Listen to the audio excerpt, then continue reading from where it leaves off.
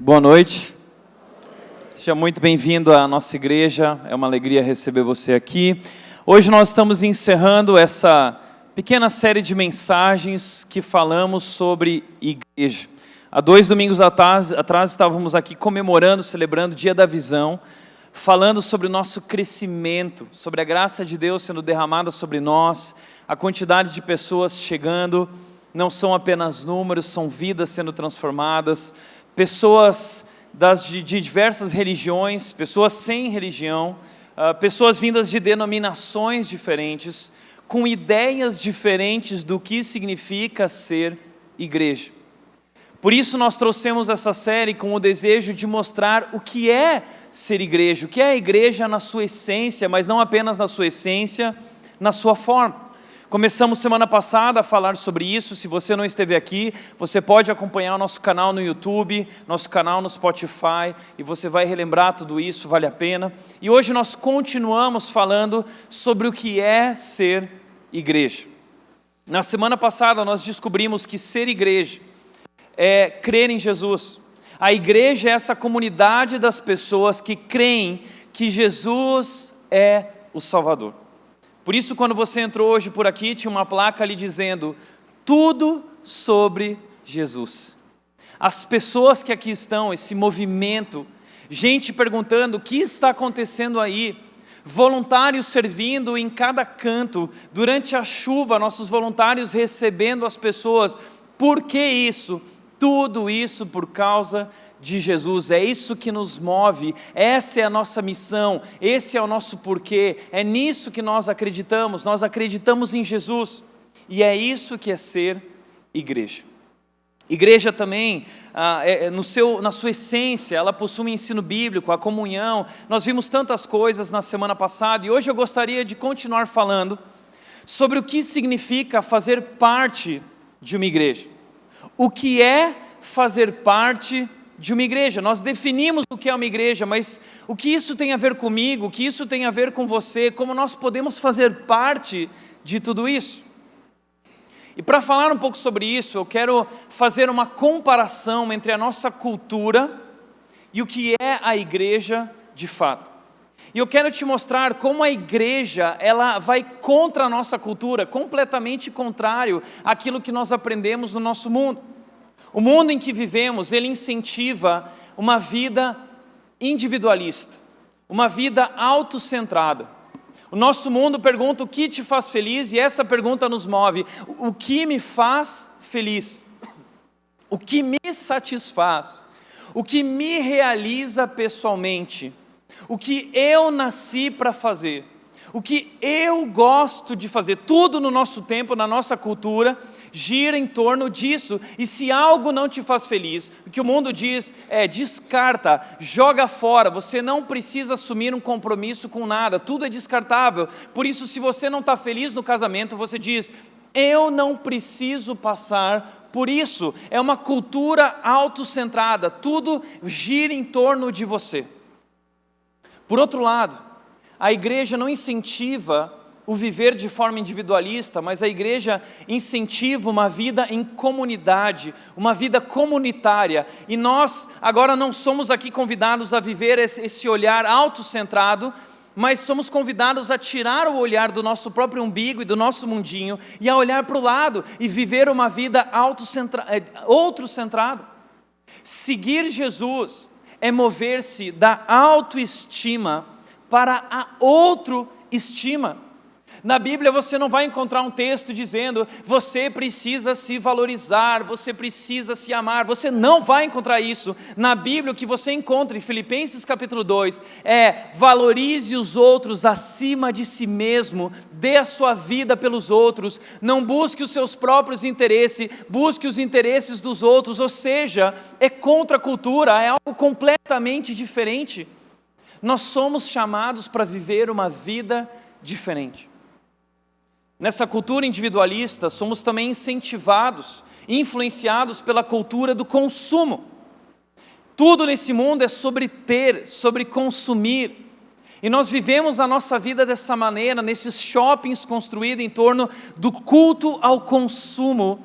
E nós compramos roupas, e compramos bens, e carros, e casa, e vamos para os restaurantes, e nós queremos consumir o melhor daquele restaurante, nós queremos ser servidos da melhor maneira possível por aqueles garçons, nós vamos a um cinema, e nós queremos entretenimento. Você quer assistir uma peça maravilhosa, você vai ao cinema, você senta naquela cadeira confortável, pega um copo de pipoca, e você assiste aquele filme, depois você comenta se gostou ou não do filme, e nós transferimos essa cultura de consumo para a igreja, e nós começamos a lidar com a igreja dessa maneira, como se a igreja fosse isso, sentar num banco e assistir algo, e ser entretido por isso, e gostei ou não gostei. Muitas vezes medimos o culto por, hoje eu não chorei, hoje eu chorei, hoje eu não achei que foi tão legal. Ou seja, somos influenciados por essa cultura do consumo, nessa postura de ficar sentado assistindo, mas a verdade é que na igreja nós somos convidados a viver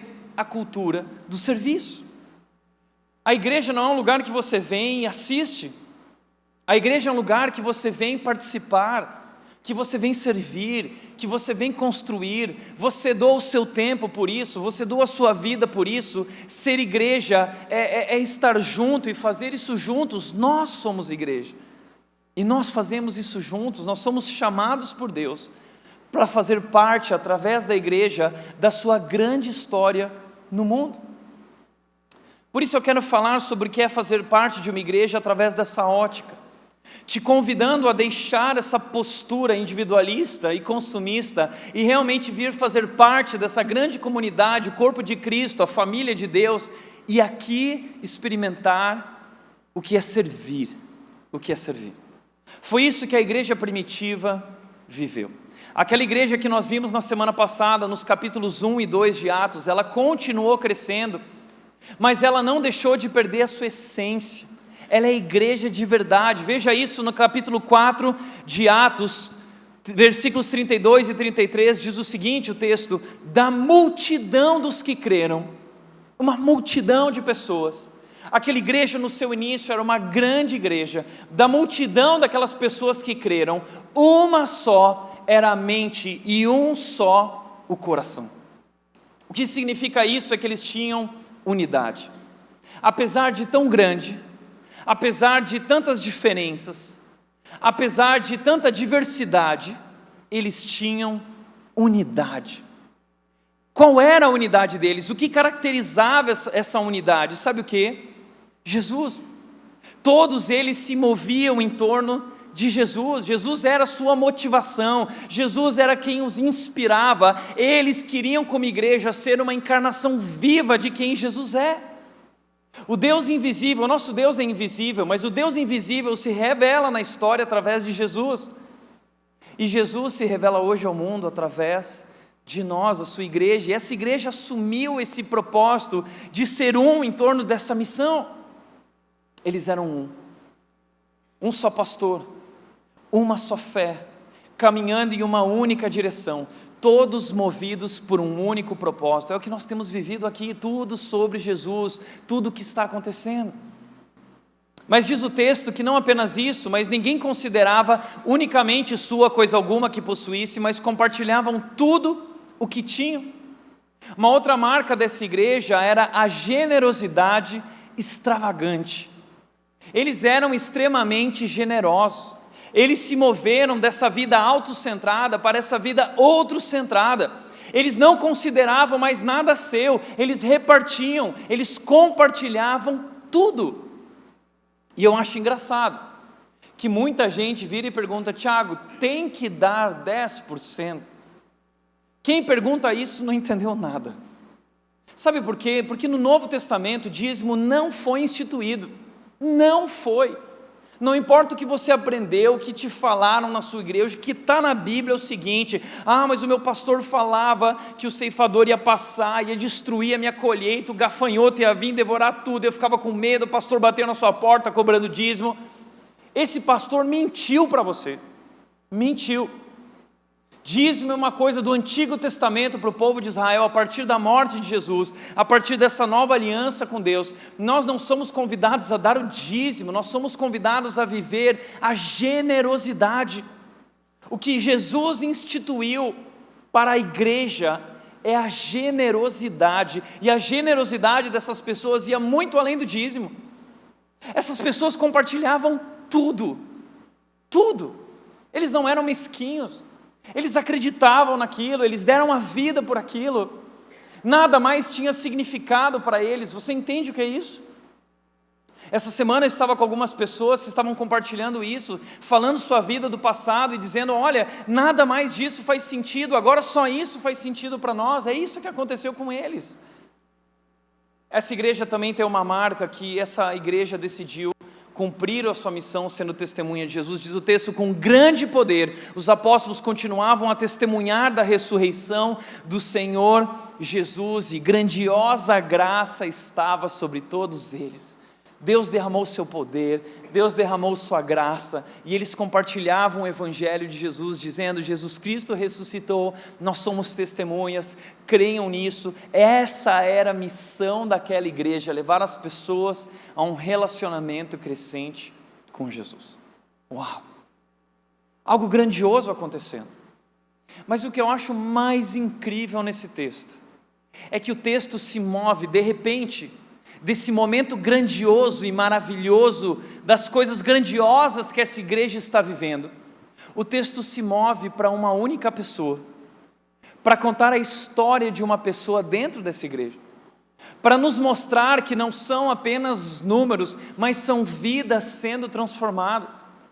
E é interessante que agora eu vou te mostrar que o texto vai do macro para o micro. Vai mostrar um homem que fazia parte dessa igreja e que entendeu o que significa fazer parte de uma igreja. Esse homem, ele assumiu três compromissos com aquela igreja. Esses três compromissos nos revelam, nos mostram o que é ser, o que significa pertencer a uma igreja. É como se o autor de Atos quisesse eleger o voluntário do mês dentro da igreja, voluntário do ano, aquele membro da igreja primitiva que se tornou referência para todos os outros membros. E é através disso que eu quero te mostrar o que significa ser membro de uma igreja, o que significa fazer parte de uma igreja. E esse texto se move desse grande momento para mostrar esse homem pequeno, mas que é testemunho. Veja só, o texto fala em Atos capítulo 4, versículo 36 e 37, fala que esse homem se chama José. Ele era um levita de Chipre, a quem os apóstolos deram o nome de Barnabé, que significa encorajador. Olha só que interessante, o nome desse homem era José. Esse nome José era extremamente comum naquela época. Então os apóstolos se reuniram e decidiram dar um sobrenome para ele, decidiram dar um apelido para ele. Qual foi o apelido que eles deram? Barnabé, que significa encorajador. O nome Barnabé é um nome em aramaico, mas aí a Bíblia procura descrever isso para nós, o que significa esse nome Barnabé. Significa encorajador. Se você for entender a palavra ali no grego, na transliteração, a palavra que usaram é paraklésios, derivado de paracletos. Essa palavra é muito importante para nós, muito interessante. Sabe por quê? Porque Jesus, antes de voltar para os céus, ele estava entre os discípulos e ele disse: olha, chegou a hora e agora eu tenho que ir, mas eu estarei sempre com vocês. E os discípulos falaram: não, Jesus, não vai, está tão gostoso, agora que você ressuscitou, agora tudo faz sentido, e nós estamos tão felizes, estamos sendo encorajados por você, você é nosso grande amigo, nosso grande mestre e Senhor, nós não queremos perder a sua presença, fique conosco. E Jesus diz para eles: não, é preciso que eu vá, porque se eu não for, não virá o Consolador, não virá o Paracletos. Quem é o Paracletos? O Paracletos é o Espírito Santo.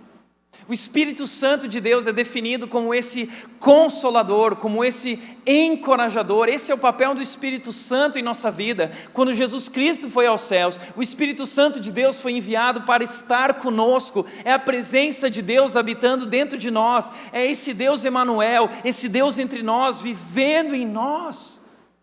É Deus nos consolando, é Deus nos encorajando, é Deus dizendo que a obra que Ele começou na sua vida, Ele vai terminar. O Espírito Santo é esse encorajador dizendo: vamos, você consegue, porque o poder de Deus está com você. Quando os apóstolos se reúnem para definir um nome para Barnabé, qual é o nome que eles dão? É como se ele estivesse dando, é o Filho do Espírito Santo. Sabe por quê? Eu fico imaginando os apóstolos se reunindo. Que nome que a gente vai dar para aquele cara chamado José? Olha, aquele cara é tão legal. Pois é, ele é demais. Barnabé era aquele tipo de pessoa que todo mundo dizia, uau. Todo mundo queria estar perto de Barnabé, como era gostoso. Ele via o melhor na vida das pessoas, ele encorajava as pessoas. Então eles decidiram, vamos chamá-lo de Filho do Encorajamento. Uma pergunta: se as pessoas fossem definir você em uma palavra, um nome, como as pessoas definiriam você? Qual seria o seu apelido, de acordo com a sua personalidade, a sua pessoa? Então isso já nos diz muito sobre quem é Barnabé. É alguém especial. Mas olha que interessante, ele assumiu 3 compromissos. Quais são esses compromissos? O texto continua dizendo, ele vendeu um campo que possuía, trouxe o dinheiro e colocou aos pés dos apóstolos. O primeiro compromisso que Barnabé assumiu é um compromisso com o propósito daquela comunidade. Barnabé assumiu um compromisso com a missão daquela comunidade. E isso se evidencia através desse momento. Barnabé, ele vende um terreno que ele tem, ele pega o dinheiro e ele coloca aos pés dos discípulos, dizendo, olha, aqui está algo para ajudar nessa missão, nesse propósito, eu acredito nisso, então aí está, seja para o que for, usem para ajudar os necessitados, usem para a missão, para vocês, como for. Agora para Barnabé não é só uma questão de dinheiro. Barnabé não está só assinando um cheque e dizendo, está aí. Não é só uma questão de generosidade. O que Barnabé está falando através desse dinheiro, o que Barnabé está falando através dessa generosidade, doação, ele está dizendo, eu acredito nisso. Eu acredito nisso, eu acredito no que vocês estão fazendo, eu acredito nessa missão. Jesus Cristo me alcançou, Jesus Cristo me transformou, então eu acredito que Jesus Cristo fará coisas ainda maiores. Eu quero contribuir com isso, para que a obra de Deus alcance outras pessoas como me alcançou. Esse é o propósito da igreja. Barnabé diz, está aqui, eu dou tudo, e veja só, não é só dinheiro, não é só está aqui o dinheiro, está aqui a minha vida, é tudo que eu tenho e tudo que eu sou. Agora a minha vida está disponível, eu quero fazer parte disso, eu estou comprometido com isso. Agora talvez muita gente diria, puxa Barnabé, calma, mas será que você não está sendo um pouco tolo? Será que Barnabé não está sendo tolo? Sabe por quê? Porque aquele era um momento de crise. Tornar-se cristão naquela época era muito diferente de tornar-se cristão hoje. Hoje é fácil ser cristão. Nós não somos perseguidos praticamente por causa disso. Aqui no Brasil temos liberdade. Nós não sofremos. Mas naquela época ser cristão era enfrentar perseguição. Os judeus se levantaram acreditando que o cristianismo era uma nova seita. Eles queriam exterminar os cristãos. Então quem assumia sua posição com Cristo sofria. Muitas vezes isso significava perder o emprego. Muitas vezes significava ser abandonado pela sua família. Por isso Jesus disse, eu vim dividir pai e filho. Muitas vezes isso significava que você ia perder tudo que tinha, porque agora você tinha que seguir Jesus. Então talvez nesse momento de crise não foi muito sábio de Barnabé, não é? Abrir mão daquilo que ele tinha, uma segurança que ele tinha diante de uma aparente crise muito grande. Ele tinha uma segurança. Mas Barnabé abre mão dessa segurança, desse terreno, e veja só, muitos estudiosos acreditam que esse era um terreno da cidade natal de Barnabé, de José, Chipre, e ele nasceu em Chipre. E Chipre era uma ilha muito cara, terrenos muito caros, porque lá tudo floresce, a agricultura, tudo é muito bom, uma terra incrível, tudo era muito caro. Até hoje a ilha de Chipre é uma ilha extremamente cara.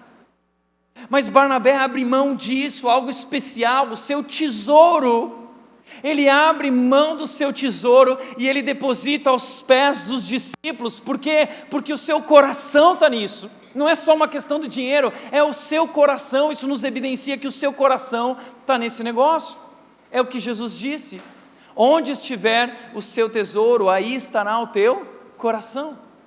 Por isso o líder John Haggai, ele disse o seguinte, onde está o teu coração, fazendo um trocadilho, aí você coloca o seu tesouro. Onde está o teu coração, É aí que você investe, é ali que você aposta suas fichas. Então o coração de Barnabé está nisso, porque é ali que ele coloca o tesouro dele. Aquilo perdeu o significado para ele, aquilo já não faz mais sentido, então ele vem e coloca o seu tesouro nisso. O seu coração está nisso. Isso nos mostra que Barnabé assumiu um compromisso com o propósito daquela igreja. 100%, tudo que ele era e tudo que ele tinha. Interessante isso, porque nós olhamos e achamos tolo.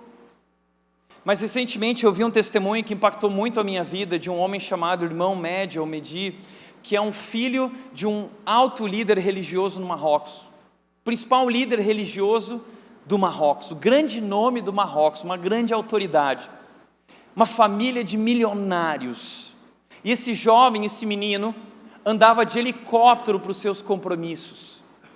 Tinha a possibilidade de entrar nas maiores universidades da Europa, tinha acesso a tudo, um cartão sem limite maravilhoso de uma família de milionários. E o pai dele, líder religioso do Marrocos, obrigou ele a estudar a religião muçulmana. Ele foi para a faculdade antes de ir para a sua vida, ele foi estudar o que era ser um muçulmano. E na hora de fazer o seu TCC, ele decidiu comparar o islamismo com o cristianismo.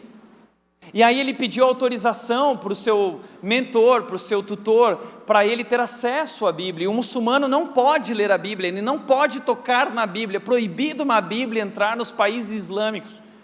Ninguém pode tocar e ler. E aí o tutor desse jovem diz assim: por causa do seu artigo acadêmico, você vai ter acesso ao livro de Lucas, eu vou te liberar o Evangelho de Lucas. E esse jovem recebe o Evangelho de Lucas, e ele vai para casa e ele começa a ler e estudar. E ele disse que quando ele começou a estudar, ele percebeu que ali tinha um livro diferente. Ele disse que ele percebeu que aquelas palavras tinham vida, que havia algo sobrenatural ali, e ele começa a ler aquilo, e ele se perde naquilo. Aquelas palavras começam a penetrar profundamente no seu coração. E ele vai altas horas da noite lendo escondido aquele livro, indo para o banheiro ler aquele livro. E ele disse que ele não conseguia pensar em outra coisa senão ler aquele livro dia e noite, até que ele chegou ao ponto de dobrar os seus joelhos e se render e dizer: Jesus Cristo, eu creio, Tu és o Filho do Deus vivo, o meu Salvador. E ele se rende a Jesus Cristo. E sabe o que aconteceu? Ele foi abandonado pela sua família, rejeitado. Hoje ele tem um atestado de óbito no Marrocos. Ele está morto para o Marrocos. Ele está morto para a família dele. Ele não é mais filho. Ele perdeu tudo que ele tinha e ele foi enviado para o Brasil. E hoje ele é um grande pregador no Brasil. Esse jovem está aí pregando o Evangelho. Mas sabe por quê? Ele perdeu tudo, mas ele ganhou algo muito maior. É como Jim Elliot disse. Jim Elliot disse o seguinte: não é todo aquele que dá o que não pode reter, para ganhar aquilo que não pode perder. Barnabé não é tolo, o irmão Mehdi não é tolo. Eles viram, eles experimentaram, eles sabem que Jesus Cristo é de fato o Filho de Deus, o Salvador do mundo, e eles dão a sua vida por isso. Interessante a história desse Jim Elliot. É um jovem americano que nasceu numa família cristã e foi para uma grande universidade chamada Wheaton College. E nessa faculdade ele conta que ele começou a perder a graça nos estudos.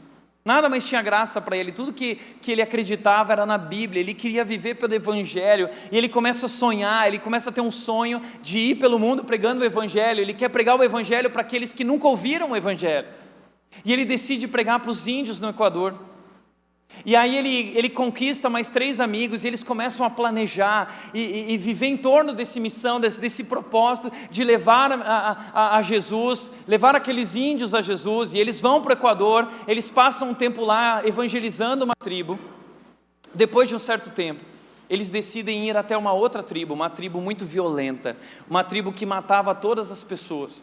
E aí, para eles não chegarem de cara e serem mortos, eles começaram a sobrevoar aquela área e eles começaram a jogar presentes. Eles jogavam presentes para os índios para tentar conquistá-los, criar uma amizade com eles. E aí eles foram conquistando essa amizade até o dia que acharam que tinha chegado o momento, e eles pousaram um avião perto da tribo e vieram 10 índios. E esses 10 índios com lanças mataram todos eles. Mataram todos eles. Uma notícia triste, Jim Elliot deixou sua esposa e filha. Mas sabe o que aconteceu? Quando Jim Elliot morreu, o evangelho se espalhou por toda a América e por toda a Europa, espalhando a notícia, e o nome dele se tornou inspiração para outros jovens que começaram a pregar o evangelho na América e começaram a se espalhar pelo mundo, dedicando suas vidas para pregar o evangelho de Jesus. Hoje existe uma organização em torno do Jim Elliot, você está entendendo? São pessoas que entenderam quem é Jesus, e que a vida perdeu a graça para eles, e eles colocaram o seu coração nesse propósito, e o seu tesouro nesse propósito. É isso que aconteceu na vida de Barnabé. A vida perdeu a graça, para ele o legal é viver para Jesus, e ele vai dedicar a vida dele agora para isso. Agora entenda uma coisa, você não precisa ser um missionário para assumir um propósito e trabalhar por esse propósito. Você não precisa ir para a África, você não precisa ir para o meio dos índios, você não precisa atravessar os mares. Você pode pregar sobre Jesus na tua casa, você pode pregar sobre Jesus no teu trabalho, na tua profissão, na tua carreira. A maior distância em termos missionários não é atravessar os oceanos, é você atravessar o corredor da tua casa e pregar o evangelho para o teu marido, pregar o evangelho para a tua esposa, pregar o evangelho para os teus filhos. A maior distância a ser percorrida em missões é você cruzar o corredor do teu escritório e pregar o evangelho para os teus colegas de trabalho, pregar o evangelho para o teu chefe. Você é um missionário, você está sendo chamado para assumir um compromisso com esse propósito, porque nós cremos em Jesus e precisamos levar o nome de Jesus. E a melhor maneira de levar as pessoas a Jesus é através do nosso amor. É a melhor maneira de pregar o evangelho. Agora existe uma frase, e eu detesto essa frase, que diz o seguinte: pregue o evangelho e, se for necessário, use palavras. Eu detesto essa frase, sabe por quê? Sim, o evangelho ele é vivido a partir da nossa vida, mas é necessário palavras. Não é apenas uma questão de testemunho e exemplo, nós temos que falar. Então fale de Jesus. Foi isso que Barnabé começou a fazer, ele começou a falar de Jesus e pregar para as pessoas. Ele assumiu um compromisso com um propósito. Segundo compromisso que Barnabé assumiu, ele assumiu um compromisso com as pessoas daquela comunidade. Os P's, propósito. Segundo compromisso, pessoas. Diz o texto em Atos capítulo 9, versículos 26 a 27, quando chegou a Jerusalém, tentou reunir-se aos discípulos. Quem é Paulo? Saulo, antes de se tornar Paulo, ele chega em Jerusalém, quer se reunir aos discípulos, mas todos estavam com medo dele, não acreditando que fosse realmente um discípulo. O que está acontecendo? Saulo é o maior perseguidor de cristãos da igreja primitiva. Logo em Atos capítulo 8, um jovem cristão foi morto. E diz que quando apedrejaram de forma cruel Estevão, diz que as roupas de Estevão estavam aos pés de Paulo, o jovem Saulo. Ou seja, a partir daquele momento, Saulo se torna o homem, o nome mais temido da igreja primitiva, porque ele é um assassino de cristãos. Porque ele, como um judeu e líder religioso, ele considera o cristianismo uma seita que precisa ser exterminada. Então ele é o exterminador de cristãos, e ele sai matando gente, e ele sai prendendo as pessoas, apedrejando as pessoas, um homem mau. Os cristãos têm medo dele, mas diz que quando Saulo estava indo de Jerusalém a Damasco, perseguindo os cristãos que estavam se espalhando e fugindo, Saulo está indo para Damasco, e diz que no caminho Deus vem ao encontro dele: Saulo, Saulo, por que me persegues? E então Deus se revela a Saulo dizendo: este é meu filho Jesus Cristo, e Saulo se rende a Jesus Cristo. Agora ele não é mais um perseguidor da igreja, agora ele é um discípulo de Jesus, e ele fica cego naquele momento. Ele é levado para um lugar 3 dias cego, até que Ananias vem e cura ele. Ele volta a ver e recebe a missão e o chamado de levar o evangelho ao mundo, para os gentios. Uma grande missão, o maior nome da igreja primitiva. Só que depois disso, Saulo começa a pregar o evangelho em Damasco. E daí, depois de um tempo, ele vai para Jerusalém, porque lá em Damasco começaram a perseguir ele e tentar matar ele, ele teve que fugir lá de Damasco, e aí Saulo vem para Jerusalém, e diz que quando ele vem para Jerusalém, ele busca se encontrar com os discípulos, mas quando ele vai se encontrar com os discípulos não querem estar com ele, porque eles têm medo. Não, ele é um espião, esse cara é perigoso, ele está enganando a gente, ele quer descobrir o nosso plano, ele quer se infiltrar, ele vai matar a gente. E aí quem que aparece? Surge Barnabé. Barnabé surge na jogada e diz o texto: então Barnabé o levou aos apóstolos e lhes contou como no caminho Saulo vira o Senhor que lhe falara, e como em Damasco ele havia pregado corajosamente em nome de Jesus. Então, quando todo mundo tem medo, Barnabé é esse homem que acredita. Barnabé é essa pessoa que olha para as pessoas e acredita no que Deus está fazendo na vida delas. Quando todo mundo foge, ele é aquele que se aproxima, ele é uma pessoa que acolhe Saulo e integra Saulo com aquela comunidade. É interessante que muitas vezes eu vejo isso acontecendo nas igrejas. Pessoas estão chegando, pessoas novas, e muitas delas têm um passado que os condena. Todos nós temos um passado que nos condena. Saulo tem um passado que o condena. E quando essas pessoas entram na igreja, muitas vezes nós olhamos com esse olhar de julgamento, esse olhar crítico, e aí nós viramos uns para os outros, e muita gente vira para mim e diz: olha, Tiago, cuidado com aquele lá, hein? Cuidado com aquele lá que está entrando, que você não sabe quem é essa pessoa. Você esqueceu quem é você?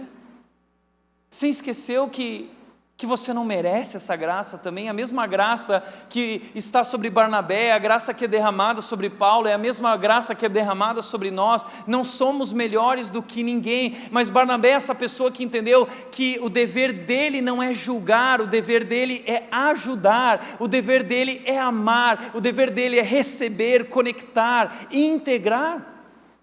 E ele faz isso. Mas infelizmente nas igrejas muitas vezes as pessoas chegam e vão embora, e elas não são acolhidas, elas não são amadas, elas são alvos apenas de julgamento. Mas no Evangelho as pessoas são alvo do olhar amoroso de Jesus e da graça. Jesus nos ensina que nós devemos acolher os novos que estão chegando, integrá-los, não importa qual é a sua história, não importa qual é o seu passado, Deus ama você e quer e vai transformar a sua vida. Então nós precisamos acolher essas pessoas assim como Jesus acolheu Zaqueu. Zaqueu era um ladrão, Zaqueu era um corrupto, o nome dele estava lá na Lava Jato, ele foi condenado na Lava Jato, e aí quando chega Jesus no meio da multidão Jesus diz assim: Zaqueu, eu vou jantar na tua casa. E todo mundo fica assim: na casa de um corrupto, Jesus se perdeu. Jesus se perdeu. Não, quem se perdeu foi aquela multidão. O Evangelho de Jesus é sobre amar as pessoas, é sobre o que a graça de Deus pode fazer na vida das pessoas. E quando Jesus Jesus convida Zaqueu ali e diz: eu vou estar com você. Zaqueu na mesma hora se quebranta e diz: Jesus, então por causa disso eu vou dar tudo que eu tenho, eu vou repartir. Zaqueu estava facinho, ele só precisava de amor. E Jesus ama ele, é isso que Jesus nos chama a viver, é através disso que nós somos reconhecidos como discípulos de Jesus. O que nos distingue como discípulos não são os prédios que nós construímos, não são as camisetas que nós usamos, não são os adesivos que nós colocamos em nossos carros. O que nos distingue como discípulos de Jesus é esse amor que nós temos uns pelos outros. Barnabé entendeu isso, e Barnabé acolhe. Barnabé recebe Saulo, Barnabé dá crédito ao sem crédito, ele vê o que Deus pode fazer na vida das pessoas, e ele é o homem que vai tomar Paulo consigo e vai ajudar a vida de Paulo, que vai se tornar um grande homem. Então a primeira coisa é que ele assumiu um compromisso com as pessoas, acolhendo as pessoas. A segunda coisa é que ele assumiu um compromisso também de cuidar das pessoas. Diz o texto que notícias desse fato chegaram aos ouvidos da igreja em Jerusalém e eles enviaram Barnabé a Antioquia. O que aconteceu? Antioquia é uma cidade onde vivem muitos gregos, gentios, pessoas que não são judeus. Mas o evangelho, ele sai de Jerusalém, ele começa a se espalhar, e o evangelho chega lá em Antioquia, onde as pessoas não são judeus. E aí quem vai lá para cuidar dessas pessoas? Os judeus não queriam isso, sabe por quê? Porque os judeus eram extremamente preconceituosos, racistas. Então quem vai? Quem vai cuidar dos gentios? Quem vai? Barnabé. Barnabé é aquele que acredita nos desacreditados. Barnabé é aquele que se abre para as coisas novas que Deus está fazendo. Barnabé diz: deixa comigo, eis-me aqui, eu vou. E Barnabé abre mão de tudo, abre mão do conforto da sua casa, e ele se move então na direção de Antioquia. E diz o texto que ali chegando, e vendo a graça de Deus, essa graça de Deus que é inclusiva, que acolhe a todos, mas uma graça que transforma, essa graça agora está alcançando pessoas pelo mundo inteiro, e ali Barnabé chega e ele se alegra com isso. Uau, vejo que Deus está fazendo aqui coisas maravilhosas, vidas sendo transformadas, e diz o texto que ele animou essas pessoas a permanecerem fiéis no Senhor de todo o coração, de todo o coração, com paixão, com compromisso. Permaneçam fiéis. Jesus Cristo ressuscitou de verdade, é verdade, nós somos igreja. Então Barnabé vem cuidar dessas pessoas, ele se torna o pastor dessas pessoas, e ele começa a pastorear, ele começa a ensinar, ele começa a cuidar dessas pessoas, e diz a Bíblia que ele era um homem bom, cheio do Espírito Santo e de fé, e muitas pessoas foram acrescentadas ao Senhor. Ou seja, começa um avivamento naquela igreja em Antioquia, a igreja começa a crescer e crescer e crescer. E Barnabé está cuidando, feliz dessas pessoas, ensinando elas, discipulando elas, cuidando delas. Entenda uma coisa, na vida cristã, é como a vida biológica do ser humano. Quando nós nascemos, nós somos um bebezinho, e nós precisamos de todo o cuidado dos nossos pais. A mãe, ela dá o leite, depois a criança vai crescendo, o bebê vai crescendo, vai trocando leite pela papinha, depois da papinha vem aquele alimento mais sólido, até que a criança vai aprendendo a pegar o garfo e a faca, ela aprende a se alimentar, e conforme ela vai crescendo, ela não precisa mais dos seus pais, ela sabe se alimentar, e é isso que caracteriza a nossa maturidade. A gente se torna adulto, a gente sabe se alimentar por si mesmo, e aí a gente vai agora cuidar de um outro ser humano, um outro bebê. Você pode ter um filho. Assim é na vida cristã. A Bíblia diz que quando nós cremos em Jesus, nós nascemos de novo, e ao nascer de novo em Cristo, é como começar a vida do zero. Agora você é um bebê na fé, você é um bebê espiritual, e você precisa de alguém cuidando de você, e dando leitinho espiritual, e dando papinho espiritual. E no começo você não entende nada do que está sendo falado, mas aos poucos essas pessoas vão cuidando, colando em você e te ajudando e te conduzindo, e você vai aprendendo a comer alimentos mais sólidos, e você vai pegando o garfo e a faca, e você vai aprendendo a se alimentar sozinho. Isso que é a vida cristã. O alvo da maturidade cristã é quando você aprende a se alimentar sozinho. E quando você aprende a se alimentar sozinho, você não precisa mais de pessoas cuidando de você. Aí então você vai cuidar de outras pessoas, você vai investir na vida de outras pessoas. É isso que Barnabé está fazendo. Barnabé está cuidando desses bebezinhos na fé, esses bebezinhos espirituais que precisam de cuidado, precisam de atenção. O que Barnabé está fazendo é discipular essas pessoas. Nós vivemos essa cultura do discipulado, é isso que é fazer discípulos. Jesus disse: vão e façam discípulos. É isso que fazemos aqui na Rede através dos pequenos grupos. Nos pequenos grupos estamos pastoreando essas pessoas, cuidando dessas pessoas, ensinando essas pessoas, conduzindo essas pessoas, discipulando essas pessoas. Você precisa fazer parte de um pequeno grupo para viver essa experiência. Então Barnabé, ele assumiu um compromisso com as pessoas, acolhendo, cuidando, e por último, também capacitando. Por quê? A igreja de Antioquia estava crescendo. A igreja de Antioquia estava explodindo em crescimento, era um avivamento, a graça de Deus estava sobre eles. E aí Barnabé olha para tudo aquilo e ele percebe: eu preciso de ajuda para cuidar de tanta gente. E de quem ele se lembra? Ele se lembra de Saulo. Mas olha que interessante, sabe onde Saulo estava? Saulo estava em Tarso. Por que Saulo estava em Tarso? Ele não estava em Jerusalém.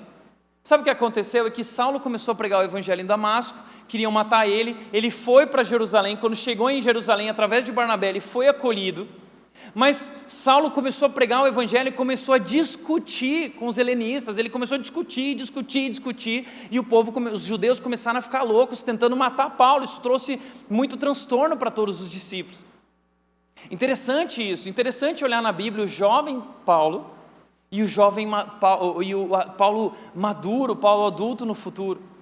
O Paulo adulto no futuro, ele diz, não entre em discussões, mas esse Paulo jovem, ele entra em discussão e ele briga, ele quer fazer do jeito dele, ele quer provar, e os judeus ficam irados e querem matar ele, e aí a igreja de Jerusalém, sabe o que faz? Eles se reúnem, pegam Paulo, levam até determinado lugar e compram uma passagem de navio para Paulo e falam assim, Paulo, a gente tem um presente para você, a gente vai te dar um presente, a gente vai te dar uma passagem para sua casa, você vai visitar a sua família, você vai voltar para sua casa, mas é uma passagem só de ida, é só de ida. E eles colocam Paulo no navio, e Paulo vai lá para Tarso, que era a cidade natal dele, e dizem alguns estudiosos, sabe quanto tempo Saulo ficou lá? 10 anos. 10 anos. Saulo ficou no anonimato em Tarso, e não temos notícia de uma igreja em Tarso. Provavelmente Paulo estava trabalhando, fazendo tendas, ele era um fazedor de tendas. E aí sabe o que acontece? Depois de muito tempo, Barnabé está em Antioquia, e qual é a ideia que ele tem?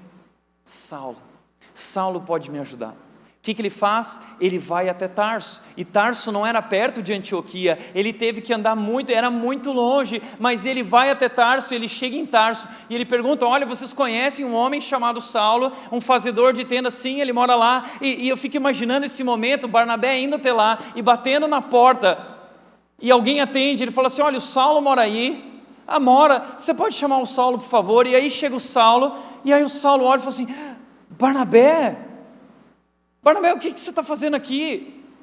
Aí Barnabé vira para ele assim, Saulo, quer saber o que eu estou fazendo aqui? Eu vim aqui por causa de você. De mim? Mas por que por causa de mim?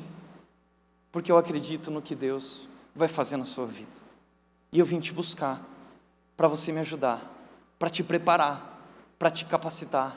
Vamos lá, Saulo, vamos Barnabé. Eu fico imaginando Saulo arrumando as coisas dele, e eles partem para Antioquia, e diz a Bíblia que ali durante um ano inteiro, Barnabé e Saulo se reuniram com a igreja e ensinaram a muitos. Mas veja, Paulo é o maior nome da igreja cristã depois disso. E Barnabé não tem medo de que Paulo faça sombra para ele, porque Barnabé sabe que não é sobre ele, Barnabé não é orgulhoso, Barnabé sabe que é tudo sobre Jesus, e o que ele mais quer é ajudar as pessoas a se tornarem o que Jesus sonhou na vida delas. Então ele chama Saulo, vamos lá, e ele capacita Saulo. Uau! Acolhendo, cuidando, capacitando e treinando outras pessoas. Por isso a pergunta que eu quero te fazer é, quem são as pessoas que marcaram a sua vida? Alguém investiu em você talvez. É interessante quando eu vou no culto da fogueira, em alguns acampamentos, e os jovens ficam contando os testemunhos, e uma coisa que eu acho interessante, eu fico reparando quantos nomes cada jovem cita. Porque por trás de cada história e testemunho existe uma pessoa que influenciou aquela menina, aquele jovem, e ele fala, olha, eu tenho tanta gratidão pelo fulano, eu tenho tanta gratidão pela fulana que investiu em mim, que acreditou em mim. Quem foi que acreditou em você? Quem foi que deu a vida por você? Quem foi que cuidou de você? Eu vivi esse privilégio. Quando eu era pré-adolescente, um homem chamado Ildomar, ele abria mão do tempo dele, e muitas vezes saíamos juntos, ele pagava um lanche, e ele era presbítero na minha igreja lá no sul, e ele cuidava de mim, dizendo, Tiago, como tá isso? Nós conversávamos. Depois na adolescência, o meu pastor Vitor Michel, depois com 17 anos, quando cheguei em Vinhedo, meu mentor André Fontana, que diz ele que eu cheguei de calça de tergal e chinela havaianas ali em Vinhedo, e ele olhou para aquele menino que não era nada, e ele viu algo, eu não sei o que ele viu até hoje, mas ele acreditou, e ele foi Barnabé na minha vida, me enviando. Hoje um outro mentor investe na minha vida, pastor Josué Campanhã, marcando profundamente a minha vida, inúmeras pessoas investindo, isso faz toda a diferença. Quem são as pessoas que investiram na sua vida? Você é grato a essas pessoas? Você já agradeceu para essas pessoas? Mas segundo lugar, você já investiu na vida de alguém? Você já marcou profundamente a vida de alguém? Você está investindo em alguém? Posso te falar uma coisa? Não existe alegria maior que cuidar de pessoas. Não existe nada mais importante que cuidar de pessoas e levá-las a um relacionamento crescente com Jesus. Você já experimentou a alegria que é levar uma pessoa a tomar uma decisão com Jesus? Agora eu vou te dizer mais. Você já experimentou a alegria de cuidar de uma pessoa e depois ver ela se tornar um grande líder de Deus? É isso que Barnabé está experimentando. Sabe que na semana passada aconteceu algo na nossa igreja, no Ministério de Pré-Adolescentes. Enquanto nós estamos aqui, alguns líderes estão lá investindo na vida dessa moçada, crianças e pré-adolescentes, dedicando a vida deles a isso. E um desses pré-adolescentes, no domingo passado, ele recebeu a notícia que ele ia ser transferido dos pré-adolescentes agora para os adolescentes, e ele ia abandonar aquela classe, aquele grupo. E quando ele recebeu essa notícia, sabe o que ele fez? Eu quero te mostrar o que ele fez. Isso aqui. Ele abraçou o líder dele. E esse abraço está cheio de sentimento, esse abraço está cheio de gratidão, esse abraço está cheio de admiração, esse abraço está cheio de amor por alguém que investiu na vida dele, por alguém que acreditou na vida dele. Olha esse abraço, esse é Barnabé, investindo na vida das pessoas, acreditando que não existe nada mais importante que cuidar de pessoas. A minha irmã me mandou algumas fotos ontem, lembrando de um momento, a gente estava conversando sobre isso, e ela me mandou algumas fotos da tia Iri. A tia Iri foi uma mulher que investiu na vida de todas as crianças da minha igreja pequena, várias gerações.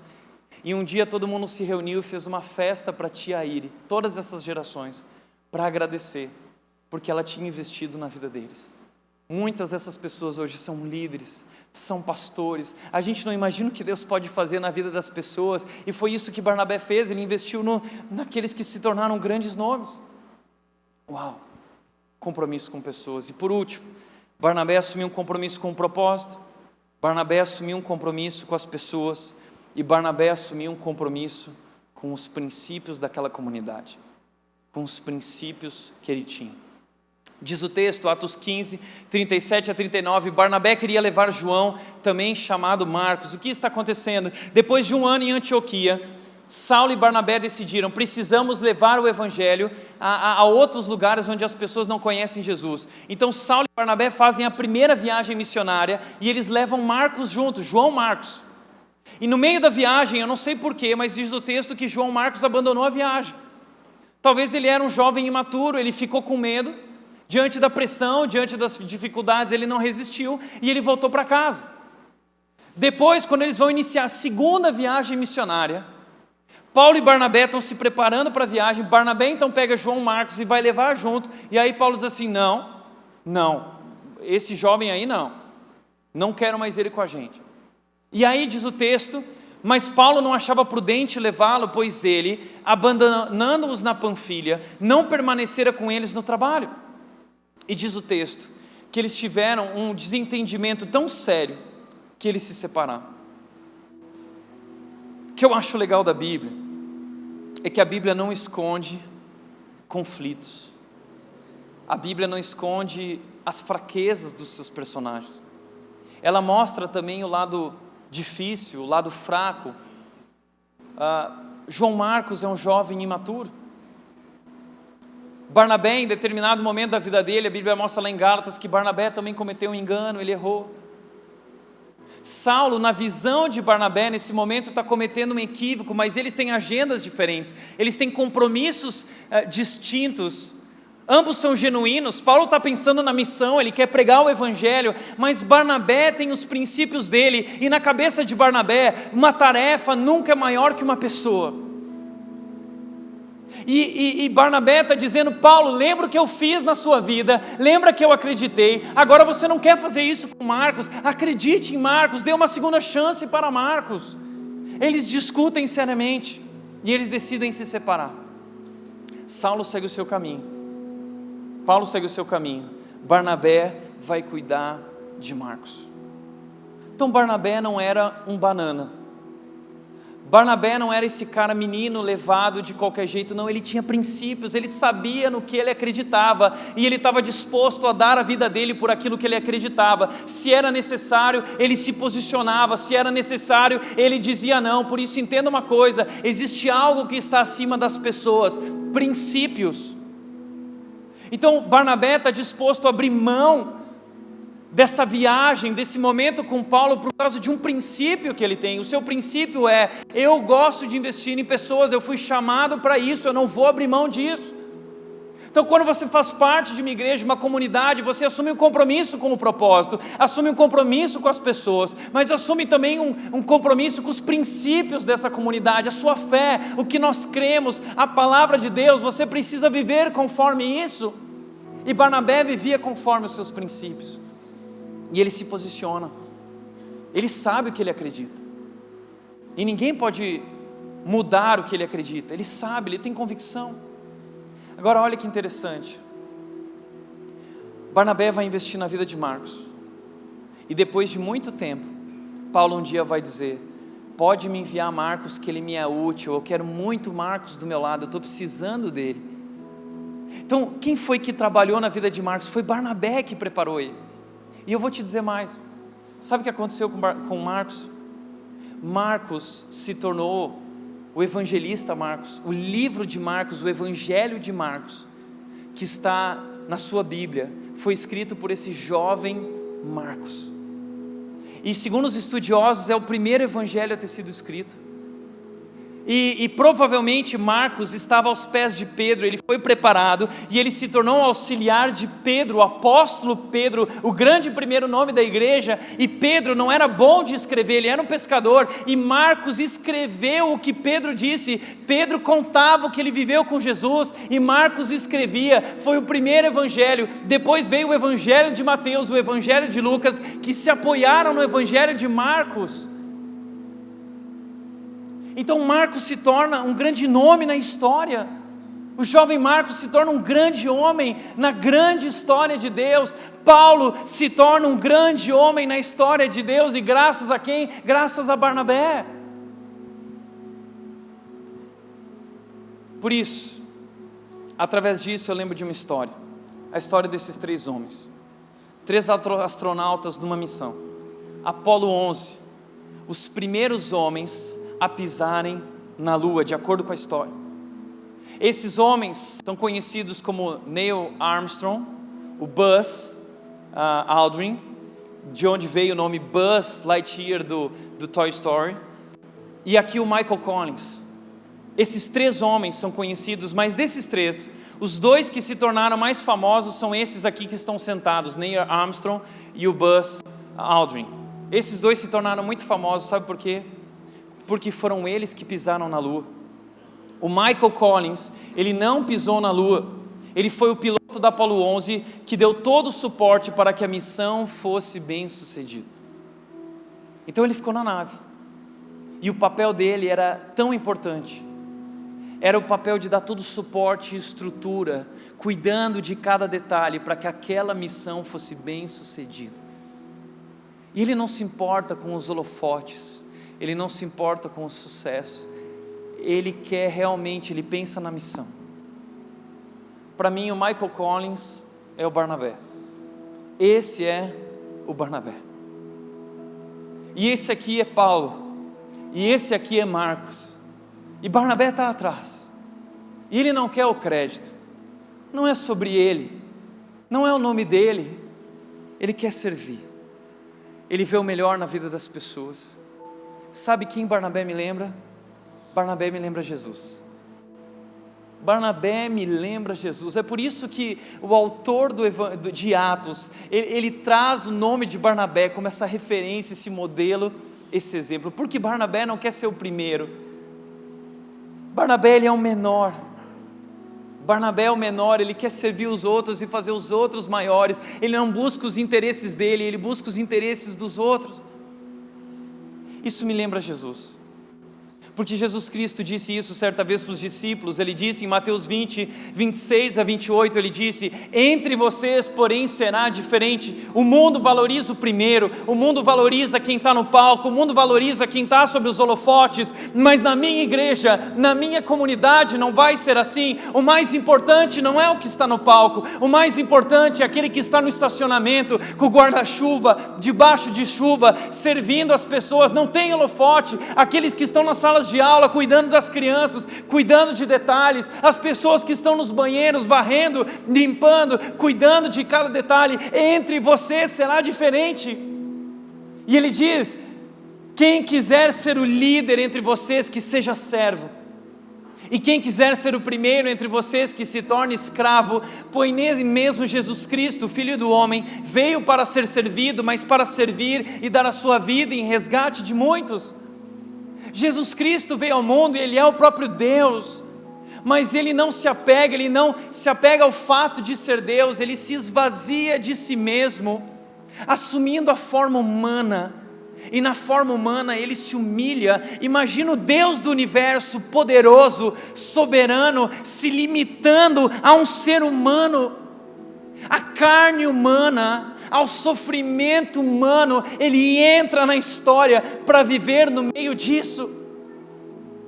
Esses dias eu estava ouvindo o pastor Jamil falar sobre Brumadinho, e uma coisa me chamou a atenção que ele diz o cheiro daquela lama, daqueles rejeitos, daqueles corpos soterrados, apodrecendo. O cheiro é terrível, o cheiro fica impregnado na cabeça, no cabelo, no nariz, na roupa. Eu não aguentava mais aquele cheiro, e eu fico pensando, Jesus Cristo veio ao mundo para cheirar o que nós cheiramos, sentir esse cheiro, para experimentar a experiência humana do sofrimento. Ele não precisa viver isso, mas Ele abre mão da sua glória.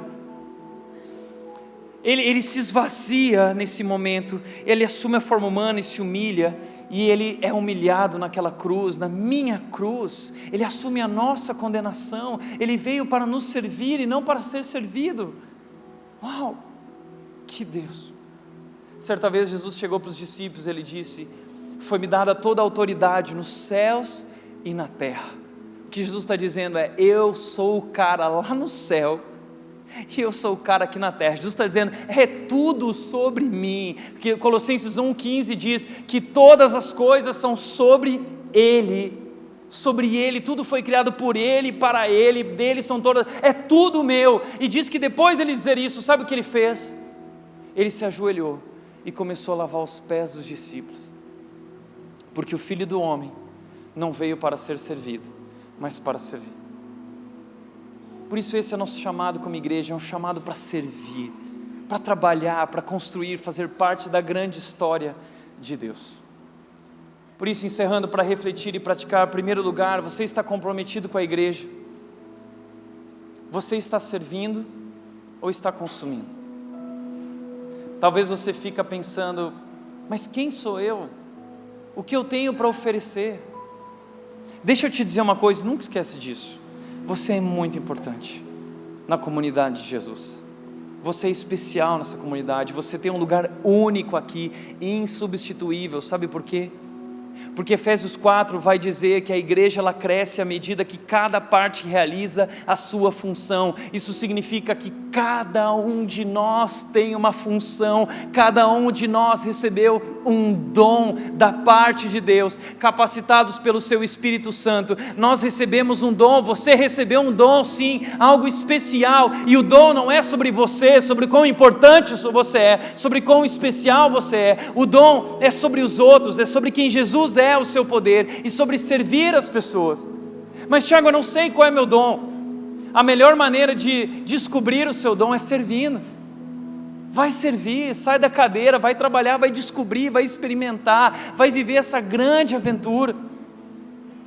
E muita gente fica pensando, Tiago, mas eu não sei cantar, eu não sei falar em público, eu não sei tocar um instrumento, eu mal e mal sei ligar um computador e desligar, eu não manjo muito das coisas. Você não imagina quantas oportunidades existem para você fazer parte de tudo isso, em cada cantinho, em cada detalhe. Nós precisamos apenas de pessoas dispostas. Por isso, venha fazer parte, venha servir. Segundo lugar, você é uma pessoa acolhedora, tem sido um encorajador para os novos. Nosso dever é integrar as pessoas que estão chegando nessa comunidade e fechar a porta dos fundos. Ninguém pode sair, ninguém sai daqui, ninguém sai daqui. Quem entrar aqui vai receber o amor de Jesus sobre a sua vida, a graça de Jesus vai ser derramada. Não importa o que essa pessoa viveu na sua história, no seu passado, ela foi rejeitada pelos pais, ela foi rejeitada no seu trabalho, mas aqui ela não é rejeitada, ela é alvo do olhar amoroso de Jesus, e nós amamos. O Deus invisível se revela na história através de Jesus, e Jesus hoje se revela às pessoas através de nós. Eu e você somos os pés e as mãos de Jesus sobre a terra, então nós vamos amar como Ele nos amou. Terceiro e último lugar, faça uma opção pelo amor em suas relações na igreja e na vida. Seja Barnabé. Seja Barnabé. A nossa igreja está cheia de Barnabés. Sabe qual é o fator que torna essa igreja tão incrível? É o fator Barnabé. Pessoas que acreditam. As pessoas que aqui estão servindo você, porque elas acreditam em você, por causa do amor de Deus, por causa do poder de Deus. Elas acreditam no que Ele pode fazer na sua vida. Não interessa quem você é, não importa qual a sua história. A boa notícia é que Deus te ama e nós te amamos também.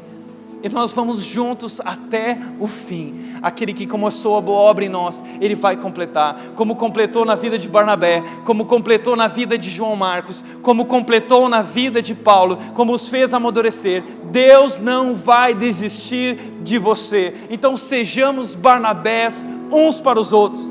Vamos cultivar isso, vamos viver isso, vamos assumir esse compromisso como Barnabé assumiu. Vamos abrir mão de tudo que nós temos, vamos acreditar nessa missão. Dê a sua vida por isso, seja Barnabé.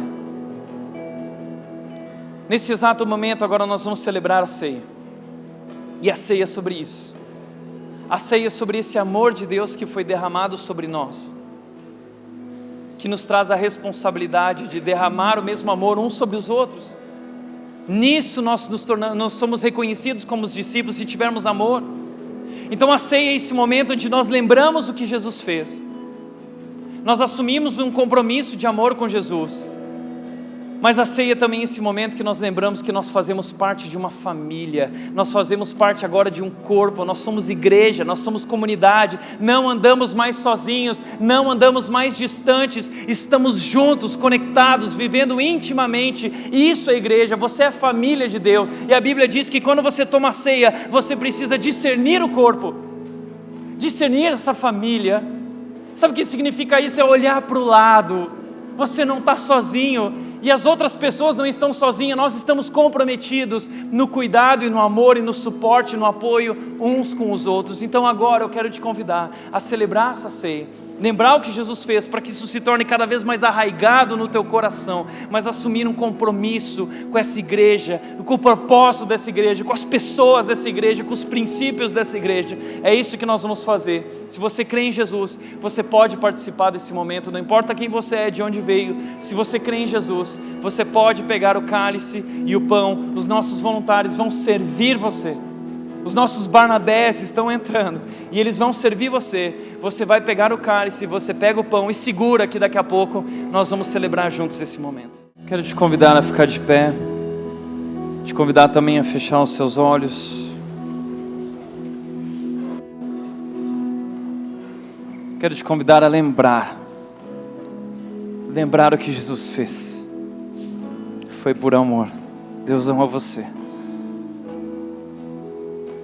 Mas lembrar que esse amor nos traz uma responsabilidade enorme de amar-nos uns aos outros. E assim eu quero orar junto com você, agradecendo a Deus. Pai querido, nós queremos te agradecer. Nós somos tão gratos, Deus, porque o Senhor derramou o teu amor sobre nós. Estávamos mergulhados, Deus, em nossos pecados, perdidos, distantes, separados. Não havia nada em nós, Deus, mas o Senhor nos amou. A tua palavra diz que o Senhor nos amou tanto, tanto, tanto, que enviou o teu Filho para ser o nosso Salvador. E é por isso que somos tão gratos, Deus, porque a obra de Jesus na cruz nos salvou, o Senhor cobriu a nossa vergonha, o Senhor derramou o teu sangue nos purifica de todo o pecado, e não importa mais quem nós éramos, agora nós somos teus filhos, agora nós somos a tua família, somos a igreja de Jesus Cristo, Deus, e aqui estamos como igreja, como teu corpo, como família, celebrando o teu amor, mas também assumindo um compromisso, Deus, de que nós queremos amar como o Senhor nos amou. Por isso nós te agradecemos pelo teu corpo, que foi rendido naquela cruz e esmagado por causa dos nossos pecados, teu corpo representado por esse pão, e esse cálice representando o teu sangue que o Senhor derramou.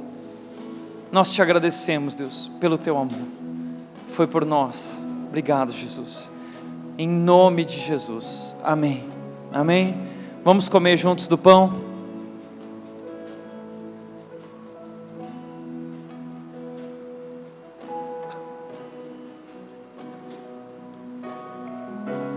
E beber junto o cálice.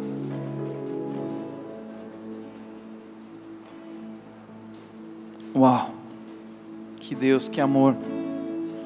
Aqueles discípulos viram, Jesus Cristo morreu, a sua morte nos salva. Mas a Bíblia diz que depois de 3 dias Jesus Cristo ressuscitou. E aqueles homens, aqueles discípulos que se tornaram apóstolos, eles viram a sua ressurreição. E eles saíram pregando o Evangelho por todo mundo. E eles não tinham medo mesmo diante da morte. Sabe por que eles não tinham medo?